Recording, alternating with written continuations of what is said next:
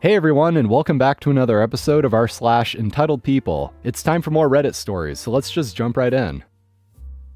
Apparently, I have to breed my dog. I have a beautiful newly 2-year-old Great Pyrenees, Tracker. She's spoiled rotten and knows just how pretty she is, since every time we go anywhere, everyone has to stop and give her pets and compliments. I love her to death, and I'm so lucky I found her and have her in my life. However, the problem is one of my neighbors. He has a cute golden retriever, sweet dog. He's gotten it into his head though that I have to breed my Tracker with his boy, since he's convinced that the puppies will make a ton of money when they're sold. He's spent hours at this point following us on walks around the neighborhood, trying to get me to agree to breed them, offering to buy her from me, threatening to just breed her himself whenever she goes into heat if I'm not around, etc. It doesn't matter how many times I've told him no, that she's already spayed and can't be bred. He just can't understand. Seems to think that his boy will somehow magically knock up an infertile dog. I've already told the HOA about it. I'm lucky to have one of the few good ones, since this is a very small community that mainly focuses on community care. And it's gotten a lot better since they reminded him that harassing neighbors would get him fined, and potentially kicked since he's a renter. But he still glares, and tries to convince me if he sees me on our daily walks. She is chipped and registered, so I'm not worried about him trying anything, but it's an annoyance going on 2 years at this point. Because apparently, according to an entitled person, I have to breed my dog with his, which I won't and never will. You would think that after this guy was told that this dog was already spayed that he would just give it up, but apparently we're dealing with a real genius here. And for him to just follow OP around like that and even to threaten to breed OP's dog without OP's permission, that's some real creepy shit right there. And especially if there wasn't any kind of agreement beforehand or any contractual obligation or anything like that, it's not like he would make any money from it in the first place. And based off what OP said, it sounds like he just wants money out of it anyway, so I don't know what in the world he's thinking. Neighbor expected me to be their caregiver, walked into apartment uninvited. A few years ago, I rented an apartment that I thought would be fun. Most of the buildings were people in their 20s, like myself, so I thought I could make some friends. Somehow I ended up in the one building where everyone was 65 plus. I thought, okay, no big deal. At least everyone will be quiet, and I was close enough to walk to the bars, so I didn't really care. My next door neighbor was an elderly woman, and seemed to need a lot of help with things. Every once in a while, at first, she would come out when I got home and ask for help with something. Opening a jar or bottle, taking her trash out, and so on. I didn't mind at first, but as the weeks and months went by, the requests were getting to be more and more. Mind you, I worked long hours and have a dog that required a lot of time. It seemed like every day when I got home, she was waiting out in the hall for me. The tasks turned into asking me to go to the store, requesting that I come into her apartment to help with things. I never felt comfortable doing this and asked her to call maintenance instead. Plus, it is their job anyway, going to the bank for her and so on. I started changing up my schedule a bit because honestly, it was getting to be too much for me. Then I had to call maintenance one day to fix something. I always keep my door locked in the apartment, but when maintenance entered, they didn't want it locked. No big deal, if I were them, I would feel the same way. As they were fixing the issue, I hear the neighbor out in the hall yelling for me. I was in the middle of cooking and keeping my dog contained so the guy could work. All of a sudden, my door starts to open, and in walks the neighbor yelling and screaming for me. My dog isn't friendly towards strangers, especially someone just barging into the apartment, so I had to grab him and lock him away. He was okay with the maintenance person because I let him in. After that was dealt with, I returned to her just standing in the living area yelling because she needed help opening something. I calmly explained that she can't just walk into my apartment and she needed to leave right away. Finally, I got her to go back to her apartment and then maintenance left and I locked myself back inside. That evening, I emailed the apartment manager and filed a complaint. Their response? Well, don't leave your door unlocked. And they basically just said it was my issue. Very helpful. The next day, I'm sitting on the couch, and I hear my name being yelled again in the hallway. After the previous incident, I didn't have the energy to deal with it, so I ignored the yells. After a few minutes, she then began banging on my door, and kept trying to turn the doorknob. It was honestly pretty nerve-wracking in the moment. Sure, I knew I would be okay, but there was just something off about her entire demeanor that day. I felt bad that she lived alone and needed help, but honestly, it wasn't my responsibility to be on call 24/7. I contacted the office manager again and asked if there was anything that could be done. Of course not. This went on for weeks, screaming in the hallway constantly, not just for me anymore. banging on doors, trying to open any apartment she could. Apparently, no one filed any complaint except for me, so apparently this was normal. The cops showed up almost every other day. I talked to them a few times, and it turns out after she quit yelling in the hall, she would call the cops to help her with things. Honestly, I'm not sure where her family was. They would visit sometimes, but she shouldn't have been living alone. Maybe I could have kept helping, but I couldn't be her full-time help like she needed, and her family should have realized she needed assistance. But then one day, the downstairs neighbor came banging on my door at 8:30 p.m. and told me if I wouldn't quiet down, she was calling the cops on me. My dog literally got the zoomies for about 3 minutes. That was the noise she complained about. I didn't even answer the door. I told her it was the dog, and he had already calmed down. The neighbors above me basically stomped around in their apartment until 4 a.m. every day, but I never once complained. It is an apartment after all, there will be noises. The lady next door would scream in the hallway for hours every day, but no one seemed to care. My dog got the zoomies for 2 minutes, and the cops were going to get called. Needless to say, I was fed up with the place, so I contacted management to get out of my lease, due to the issues I had brought to their attention multiple times. Not surprisingly, I had to pay to get out of the lease. Totally worth it to get out of that place. The vibe there was weird from the start anyway. Never moving into an apartment ever again. So first off, it is sad that this woman seems to not have anyone to care for her. I can't really imagine what it's like to be in that position. To need that kind of help with basic living, but no one's around to help you. So you resort to trying to get your neighbors to help in any way you can.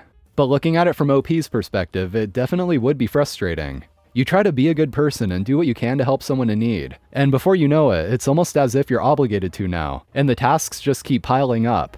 And then it just gets to the point where you're basically just being harassed. So that's the way I see it if you try to look at both sides.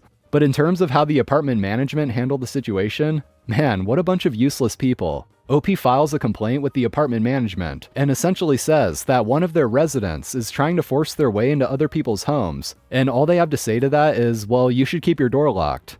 Way to resort to victim blaming to avoid doing your job. My teacher cut the tube for my insulin pump because we couldn't have headphones in class. This happened when I was in middle school. You know, back in the days of wired headphones, so about 2011 or something. I'm a 24-year-old male currently. I've been a type 1 diabetic since I was about 4 years old, and I use a continuous glucose monitor and an insulin pump.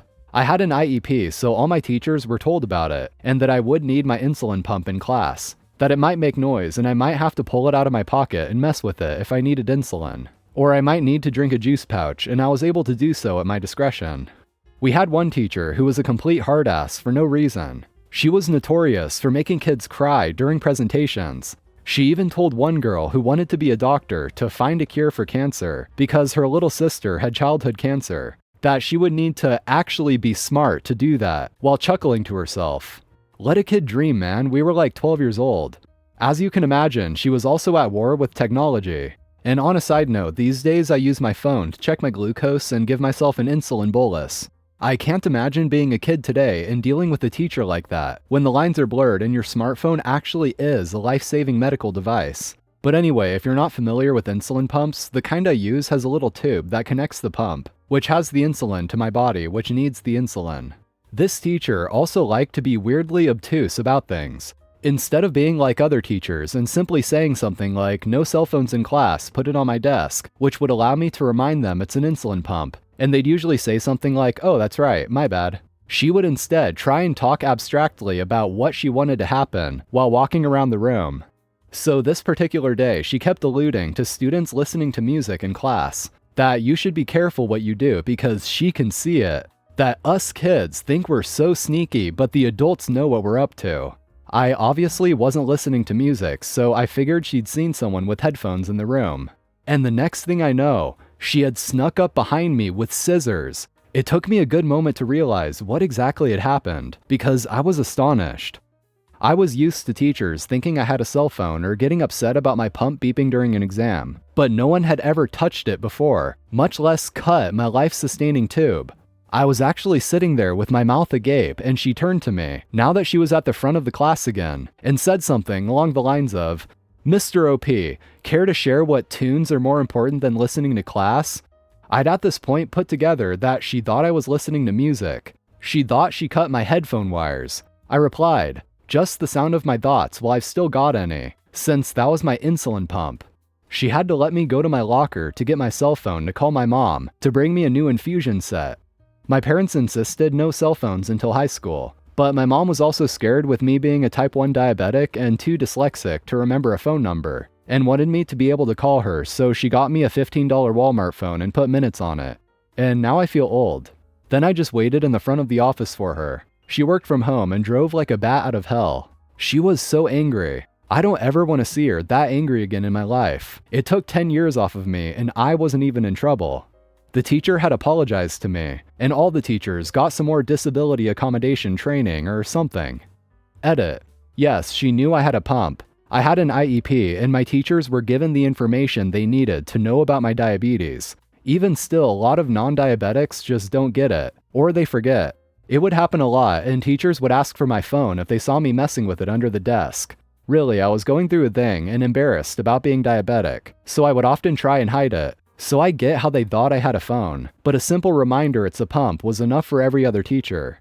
Yes, she did get really close to me. I was facing the front of the room to look at the projector screen and to take notes. She snuck up behind me from the back of the room where she was lecturing at us from, and reached her arm down towards me with the scissors. I didn't notice her doing that.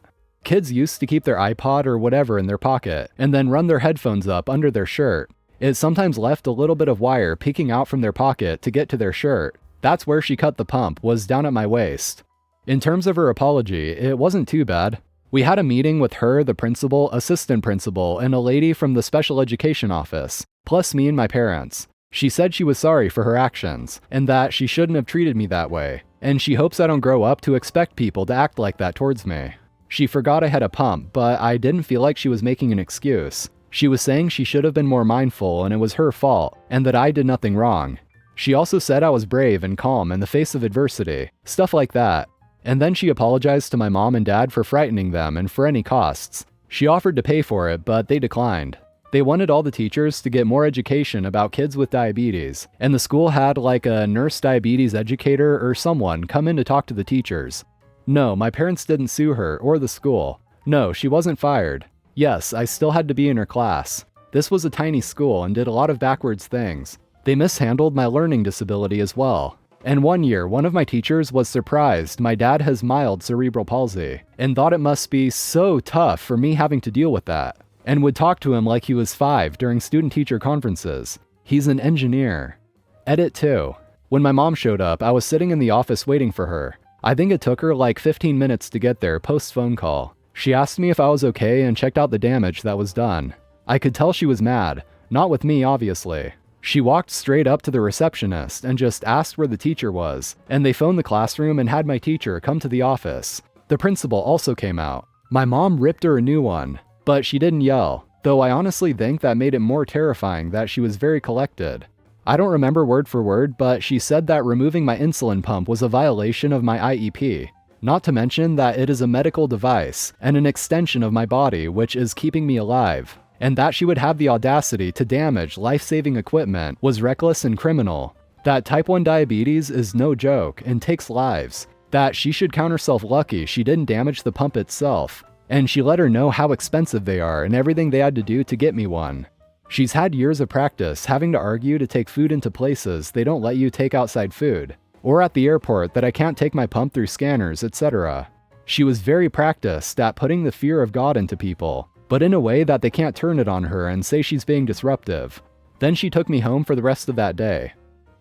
Even if a student was listening to music, what gives her the right to cut someone's wires? That's literally destruction of property. I don't get why a teacher would want to try to enforce the rules in a way like this, where it's some kind of dumb little game for them and they get some kind of satisfaction out of it, it seems like. Just be straight up and be like a normal teacher. But I'm sure after this, she probably toned it down a bit, or hopefully just stopped doing that stuff completely, because that's just not cool. My neighbor thinks I'm her doorman.